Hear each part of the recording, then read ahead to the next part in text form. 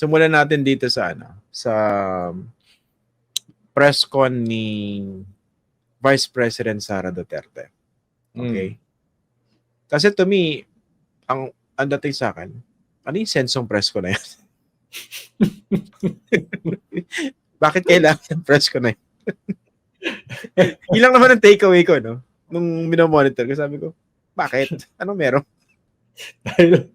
dahil wala naman daw siyang flood control sa DepEd. Pero, hindi siya magtataka kung sakaling idadawit siya. Parang, di ba?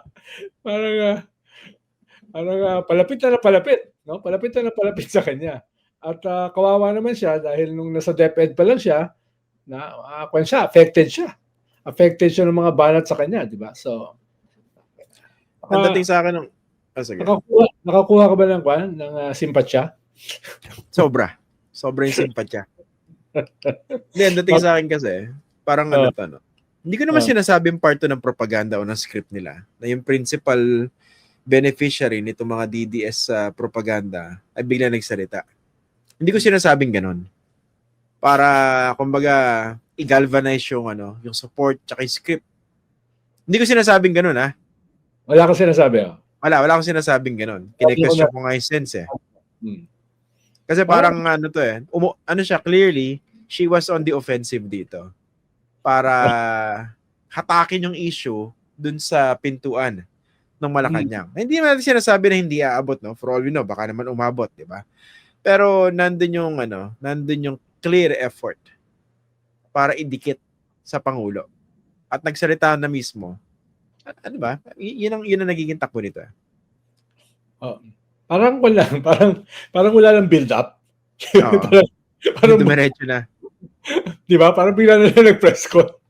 Dapat mo ng konti yung audience mo eh. Yung, di ba? Yung may mauna kang bayaran na magsasalita. Di ba? Para hawiin yung daan. Di ba? Parating si principal. Parating si Sara. Ito yung magiging build up papunta sa kanyang pagdating. Yung John the Baptist. Yung minsan ginagawa ko sa'yo, yung hahawiin ko yun para dumating yung someone greater than me. Di ba yung ganon? Walang ganon eh. Parang bigla ko na lang nabigla, may press con. Parang, what was that about? No? Press con. Kumbaga bigla nag-New Testament eh. Wala mo lang build up eh. Tapos, pero parang may counting complementation do sa press con ni Juan. Ni Bongo. Pag-usapan natin mamaya. Pero parang may ugnayan. Dahil sinabi kasi ni Bongo ay nililigaw niyo yung tao eh. Hindi naman ako yung issue rito eh. No? Mga buhaya yung issue rito. Mga buhaya sa kasalukuyang gobyerno. Bakit biglang dinadivert niyo yung atensyon? Ba't binabalikan niyo? No? Yung panahon ni Digong. Parang ganun yung kanyang parang ganun din yung narrative ni Sara. Iba lang nga yung tono. No? Iba lang yung tono. Kawawa naman siya. Simula kinakawawa. Kinakawawa na siya, hinaharas na siya, 'di ba? Haras na siya, 'di ba? So, parang ang hirap lang kasi isipin na si Sara haras. 'Di ba? Pagkatapos niyang sabihin na ipapahukay niya yung bangkay ng matandang Marcos at itatapon sa West Philippine Sea, 'di ba? Pagkatapos niyang sabihin, na leeg. Na leeg. Tapos itatapon yung ulo, 'di ba? Ni PBB, di ba? Ang naisip ko, Senator, parang parang sa school, di ba, merong bully. Tapos yung bully, biglang all of a sudden, nagsalita sa harap ng class. Mangiyak-ngiyak. Inaapi ako dito. Biglang ganun yung dating, eh, no? Di ba? Parang, medyo out of character, eh. Konti lang naman, no? Konti lang, no? Parang, usually kasi pag ganyan, may binabagayan, eh. Kung hindi binabagayan, at least may tutulong hawiin yung daan para yung narrative ay mas maganda. Pagpasok ng principal. No? Parang hindi sila na-train ni Alan Herman eh. Yung, di ba, paano gawin yon? Yung ganun ba? Tsaka kanina nung sagot niya yung sabi niya, yan, itong mga pink, itong mga dilawan, itong mga bla bla bla bla. Ito yung kanilang naratibo raw, di ba? I-portray siya na Locaret, confidential fund, yung corruption, etc. Sabi ko, sa isip ko, May mali ba rin sa mga sinabi? Sino ba yung mura ng mura na napaka-unhinged ng dating? Sino ba yung may issue sa confidential pa na ayaw sagutin? O, sino ba yung nagsabi na kumontak siya ng papatay sa Pangulo, sa First Lady, tsaka sa Speaker of the House? Eh kung hindi naman, kunwari, sabihan ka na may problema sa pag-iisip, eh kung wala namang, hindi naman nakikita sa action, walang ano, di ba? Hindi siya kakapit eh. Di ba? Hindi ko sinasabi meron siyang problema sa pag-iisip. Pero kaya siya napaparatangan ng ganon. Dahil sa sarili niyang aksyon. Tama. Hindi mo sinasabing may problema siya sa pag-iisip. Ay, hindi ko sinasabi yon. Hindi. Hindi naman tayo hindi naman tayo eksperto pagdating sa bagay na yun eh. Tama. Parang lang, ang obserbasyon lang naman natin, parang mali yung press con. Di ba? Yun lang naman. Para pinipilit natin makisimpatya sa kanya. Pinipilit natin mag-empathize sa dinaraanan niyang mga pagsubok sa buhay. Di ba? Pero parang nahihirapan tayo eh. No? Nahihirapan tayo. So, kailangan ako naawa ako. Ayusin pa ng konti para ikaw konti.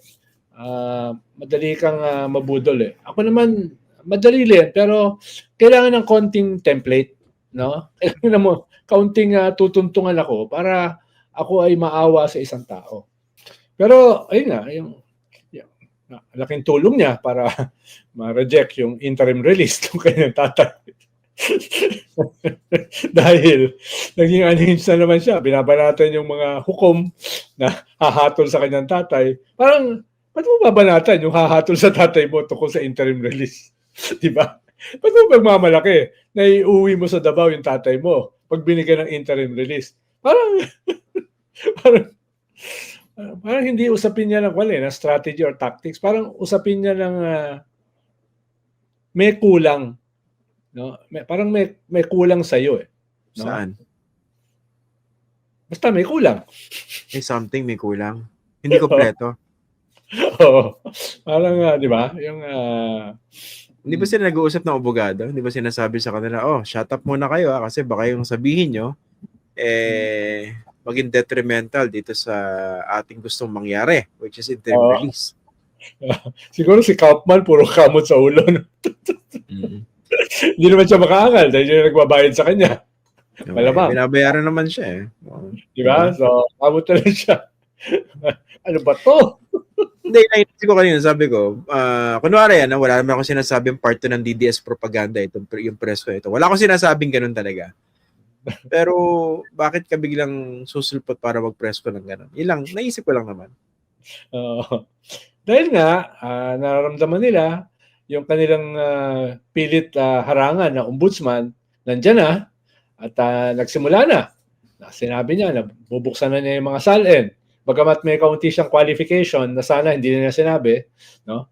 Ikalawa ay sabi niya, babalikan, hindi lamang yung mga korupsyon sa kasalukuyang gobyerno, kundi pati yung nakaraan. Paano corruption is corruption? No? Kahit nga corruption sa panahon ni Pinoy, panahon ni GMA, no? Pwede namang balikan yun eh. No? Kaya parang nakaramdam sila ng oops, palapitan ng palapit. Kaya yun, dalawang press con, si Bongo at si Sara. No? Biglaan na lang ng press con. No? Tapos, pero napansin ko, may effort sila para, halata tayong pagiging defensive, no? Pero nakita ko rin yung effort nila para defensive ba? Defensive ba yun? Ay, sorry, mali ako. Nadulas lang. Biktima nga sila eh. Diba biktima sila? Tapos sasabihin mo defensive. Hindi, ngayon pangalawang sasabihin ko. Bukod sa pagiging biktima, sila, pinoportray nila yung sarili nila ng mga paragons. Paragons of virtue. Kayo yung mga corrupt. Teka muna. Kakalimutan tayo sa confidential fund eh. Pag sila ang tinatawag ni Alan, yung whataboutism. Ganun eh, parang dominant ngayon yung whataboutism, no? Nitong panahong ito. Bakit kami? Sila yung iniimbestigahan. Ba't napunta sa amin? Diba? Ibig sabihin, ang dami nilang may issue, no? Kasi para magturuan kayo, di ba? Oo. Pero bilib ako sa lakas ng loob. Hindi ganun karaming tao ang kayang sabihin nyo with a straight face, di ba? Hindi na ako nagulat. Di ba ganun naman sila consistently? Oo. Hindi, pero kahit Kahit kilala ko na sila, nagugulat pa rin ako eh. Ikaw ba hindi ka nagugulat? Hindi na. Parang nasanay na eh. Tapos magpapakita ng sila ay kaawa-awa. No? Tapos may righteous indignation. No? Sila ay unfairly treated, sila ay hinaharas. No? Parang pag titignan mo sila, parang sino kaya? Sa bagay, may mga naniniwala pa rin, no? Bilib ako sa mga naniniwala. Grabe, no? Sa bagay, marami na rin dating naniwala na hindi na naniniwala ngayon. Pero significant pa rin yung natitira. Sana dramatically mabawasan din. No? Okay. Sige, puntahan natin yung press ko naman ni Senator Bongo. Ako, naniwala rin ako ron. Talagang wala siyang kinalaman. Tsaka lalo yung sinabi niya, doon ako medyo nangilid yung luha sa akin eh. Medyo lang ha. Nung sinabi niya, ako pwede ako kung pwede na, magiging ako rin yung complainant. Diba? Kung pwede ko lang piliin yung kamag-anak ko. Sabi ko, ibang level yun, no? Para masabi mo yung ganun mga bagay. Ibig sabihin, wala ka talagang kinalaman doon. Oo. Talaga. Ako lang yan, ha? Ako lang yan. Totally. No? Dapat tanggapin mo yung sinabi niya. Anong sabi niya? Diba? Na hindi ko alam. Hindi ko alam at hindi ako tumulong dyan sa mga proyekto ng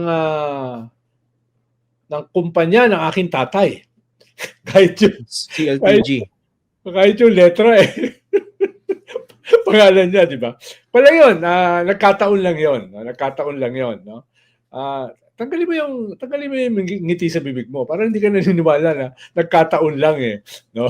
Nagkataon lang na yun ang letra ng kumpanya ng kanyang tatay. No? Na nakakuha, unang salbo pa lang, no? Nakakuha na ayaw mag-cooperate ng mukha ko eh. Ang diba? hirap. Okay. Unang salbo pa lang.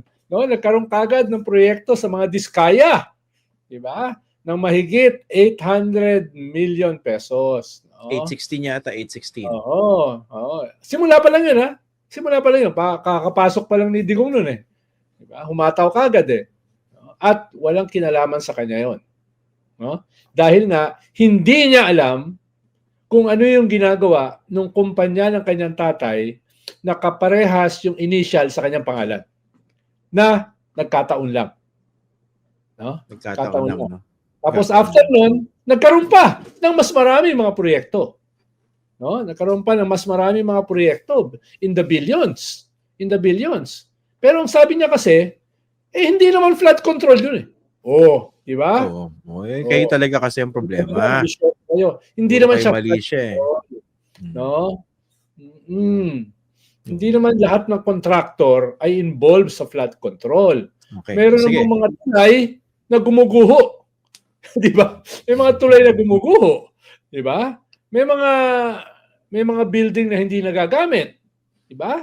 Ang dami naman nun eh. Kaya, tigil nyo na yung malisya nyo. No? Flood control ang iniimbestigahan, biglang napunta sa akin. Diba? Kaya talaga pinapersonal niya si Senator Bongo eh. Na nagkataon lamang na yung pangalan ay yung aking pangalan. Nagkataon lang. No? Tapos hindi ko alam whatsoever talaga kung anong ginagawa nila. Wala akong kaalam-alam. Ano ba naman ako? Anak lang naman ako. Diba? Anak lang naman ako. Ano pa? Masyadong unfair yung mundo. Sanggandikit ng Pangulo nakaupo. Tapos naging senador. Wala ka siyang alam. Tama naman.